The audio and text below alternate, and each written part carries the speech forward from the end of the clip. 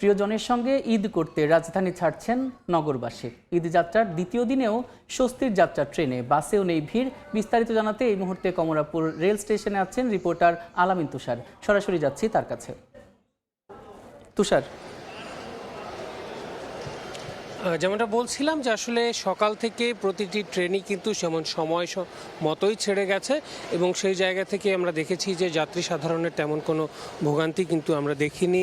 আর কারণ প্রতিটা প্ল্যাটফর্মে যেমন আসলে তেমন ভিড় নেই এবং আসলে প্ল্যাটফর্ম থেকে উঠতে গিয়েও আসলে অনেকের নানান ধরনের সমস্যার মুখে পড়তে হয়। গত বছরগুলোতে দেখেছি সেই যে ভোগান্তিগুলোতে পড়তে হয় সেটা থেকে মুক্তি এবার পেয়েছেন। তার অন্যতম কারণ হলো এই যে আসলে প্ল্যাটফর্মে প্রবেশ করার আগেই স্টেশনে প্রবেশ করার ক্ষেত্রে কিন্তু প্রত্যেকের আসলে টিকিটগুলো কিন্তু আসলে যাচাই করে নেওয়া হচ্ছে যে আসলে সেটা নির্দিষ্ট দিনের টিকিট কিনা এবং আজকের টিকিট কিনা সব কিছু চেক করেই কিন্তু তাদেরকে আসলে ভেতরে প্রবেশাধিকার দেওয়া হচ্ছে, যার কারণে আসলে প্ল্যাটফর্মের ভিড়টা তুলনামূলক কম এবং ট্রেনে যাত্রী সাধারণের যেই ভোগান্তিটা আসলে অন্যান্য বছর দেখা যায় সে তেমন কিছুও কিন্তু আমাদের আসলে চোখে পড়েনি এবং সকাল থেকে প্রতিটা ট্রেনই আসলে সময় মতোই ছেড়ে গেছে।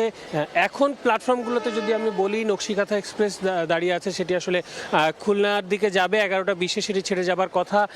3 নম্বর প্ল্যাটফর্মে অগ্নিমিনা এক্সপ্রেস রয়েছে, সেটি 11:30টার দিকে ছেড়ে যাবার কথা রয়েছে।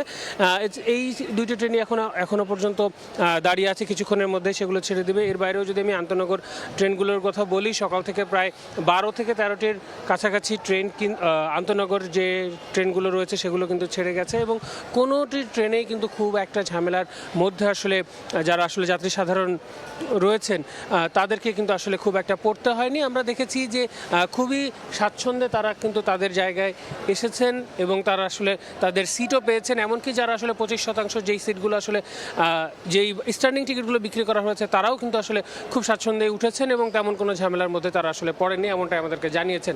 তো এই ছিল কমলাপুর রেল স্টেশন থেকে ঈদ যাত্রার দ্বিতীয় দিনের সবশেষ তথ্য আমার কাছে। ঈদ যাত্রার খবর জানাতে কমলাপুর রেল স্টেশন থেকে যুক্ত ছিলেন সহকর্মী আলামিন তুষার।